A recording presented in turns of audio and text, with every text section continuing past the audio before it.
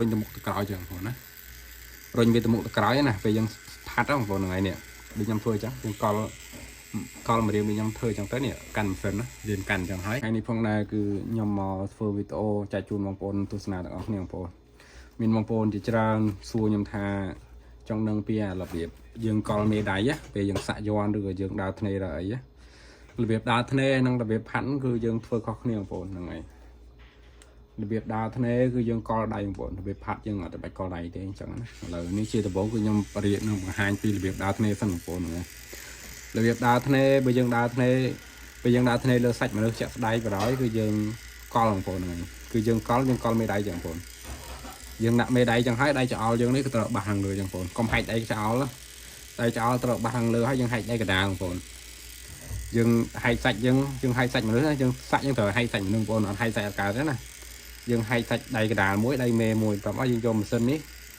យើងកាន់របៀបកាន់ម៉ាស៊ីនក៏យើងត្រូវចេះកាន់ដែរបងប្អូនហ្នឹងហើយរបៀបកាន់ម៉ាស៊ីនហ្នឹងគឺយើងត្រូវដាក់ដៃកណ្ដាលហ្នឹងឲ្យប៉ះនឹងឲ្យកឹបនឹងជុលបងប្អូនដៃកណ្ដាល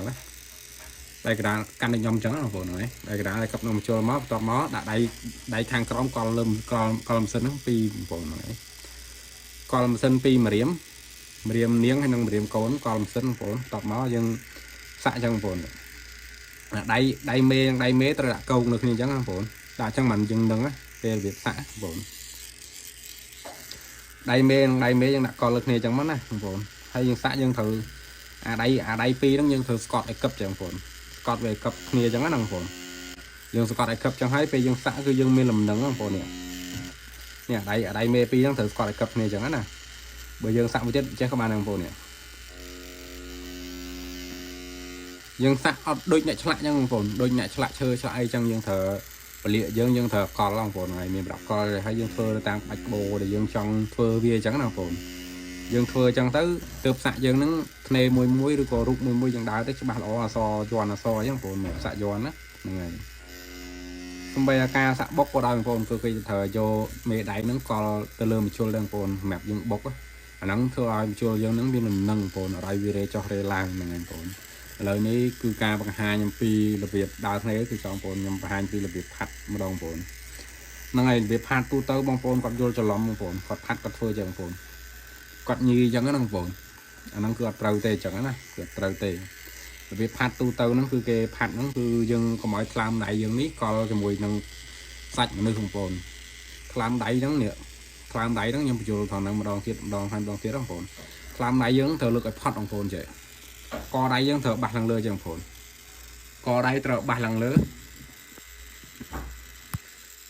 អូខេកដៃនេះត្រូវបាសឡើងលើបងប្អូនពេលរបៀបដែលយើងផាត់ពណ៌បងប្អូនហ្នឹងហើយយើងហាមផុតយើងកុំយកដៃយើងទៅកលទៅកឹបនឹងស្បែកមនុស្សបងប្អូនកាលណាដៃនេះកឹបនឹងស្បែកមនុស្សគឺយកមានអេឡង់ញីទេបងប្អូនហ្នឹងហើយពេលយើងញីហ្នឹងគឺអត់មានអេឡង់ទេបងប្អូនខ្លះគាត់ញីចឹងណាបងប្អូនចឹងទៅការងារគាត់យឺតក៏អត់សូវគេថាការងារយើងអត់សូវរីផ្លេចល្អបងប្អូនពេលដែលយើងផាត់ហ្នឹងគឺយើងត្រូវដាក់ដៃយើងឲ្យផុតបងប្អូនយើងកលតាមរៀមកូនហ្នឹងបងប្អូនយើងកលបន្ទាប់មកគឺយើងត្រូវរៀនភាសាធ្វើចឹងបងប្អូនដៃមេហើយនឹងដៃនាងដៃច្អល់ហ្នឹងយើងចាប់ម៉ាស៊ីនបងប្អូនយើងចាប់ម៉ាស៊ីនហើយយើងរុញទៅមុខទៅក្រោយចឹងបងប្អូនណារុញវាទៅមុខទៅក្រោយណាពេលយើងផាត់បងប្អូនថ្ងៃនេះដូចខ្ញុំធ្វើចឹងយើងកលមករៀនដូចខ្ញុំធ្វើចឹងទៅនេះកាន់ម៉ាស៊ីនណារៀនកាន់ចឹងហើយបន្ទាប់មកយើងដាក់វាកឹបនឹងសាច់មនុស្សហើយយើងធ្វើចឹងបងប្អូនយើងញោចវាទៅមុខទៅក្រោយចឹងណាបងប្អូនញោចវាចឹងណាយើងធ្វើដំបូងហ្នឹងគឺយើងអត់ចេះញោចទេបងប្អូនយើងញីចេះអញ្ចឹងអត់ត្រូវណាគឺយើងញោចចឹងណាម៉ាស៊ីនយើងកាន់តែ3ម្រាមហ្នឹងបងប្អូននេះត្រូខាងក្រោមមួយហើយដៃពីរកាន់ជាប់ចេះវាខុសពីការងារដើរធ្នេរបងប្អូនការងារផាត់យើងកុំប្រើទម្រង់តែមួយក៏ដូចគ្នាទេគឺយើងដាក់កចឹងហើយគឺយើងប្រើចលនាតាមម្រាមពីរហ្នឹងទេបងប្អូននេះម្រាមមេហើយនិងម្រាមច្អល់គឺយើងរុញម៉ាស៊ីនហ្នឹងទៅមុខទៅក្រោយចឹងណាសម្រាប់ការងារផាត់គឺយើងរុញបែបហ្នឹងបងប្អូនដូចខ្ញុំធ្វើចឹងណាអានេះមិនចូលដល់ថ្ងៃទេខ្ញុំប្រើឧទាហរណ៍ចូលនេះក្បាលបិចចឹងបងប្អូនអត់មានគ្រោះថ្នាក់អត់មានអីទេហ្នឹងហើយខ្ញុំធ្វើដូចខ្ញុំចឹងទៅណាហ្នឹងហើយអូខេអរគុណច្រើនពុកម៉ែបងប្អូនហ្នឹងហើយវីដេអូចែកម្លែកមានតែប៉ុណ្្នឹងទេបងប្អូនហើយបើស្រឡាញ់ចូលចិត្តជួយ share ម្នាក់មួយបងប្អូន like share ម្នាក់មួយមក